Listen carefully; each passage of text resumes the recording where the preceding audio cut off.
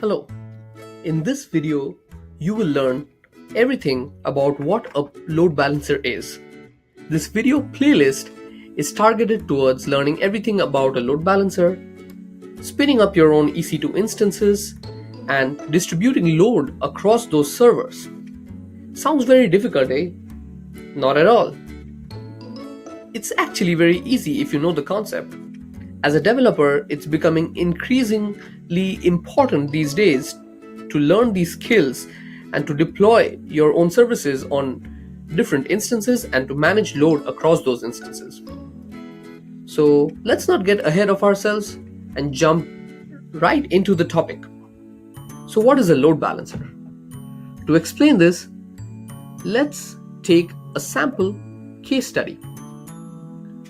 So, let's say we have a student, Bob. Bob is an aspiring software developer.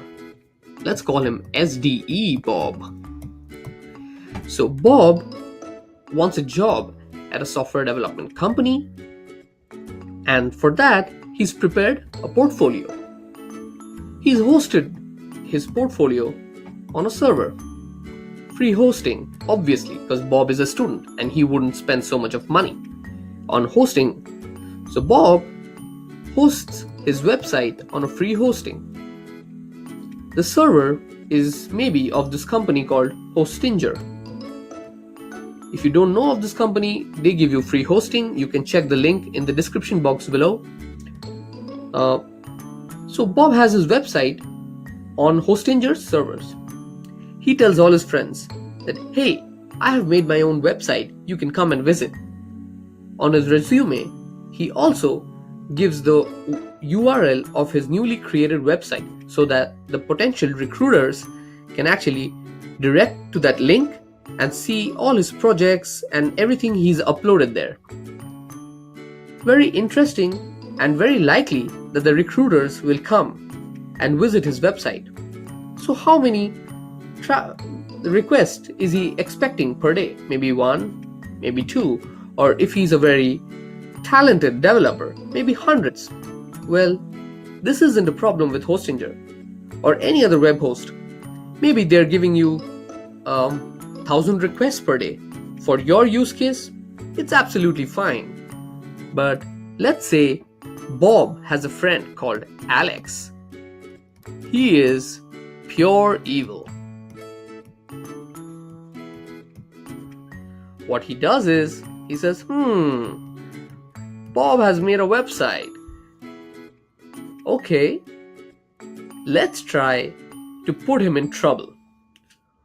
What Alex does is, he masquerades his IP address and sends millions of requests to the server every second. On doing that, what happens is, this server is of a limited capacity and it can't handle these many requests. So every single second there are millions of requests. And oh no, Bob is in trouble right now.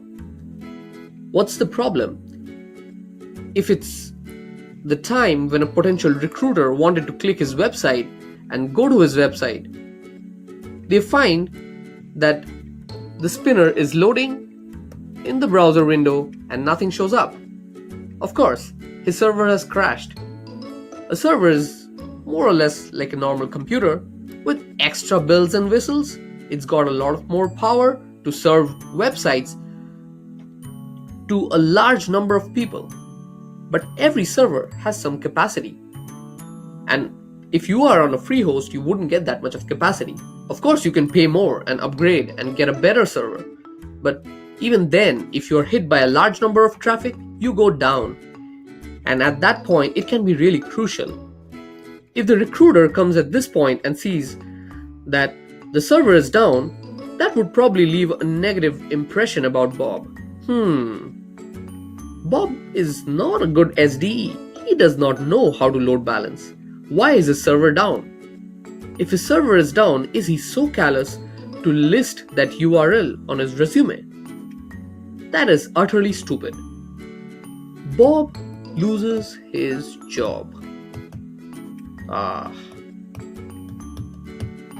Well, you won't be in the situation of Bob anymore. you won't lose your job because you don't know load balancing. But after watching these videos, you'll know everything about it.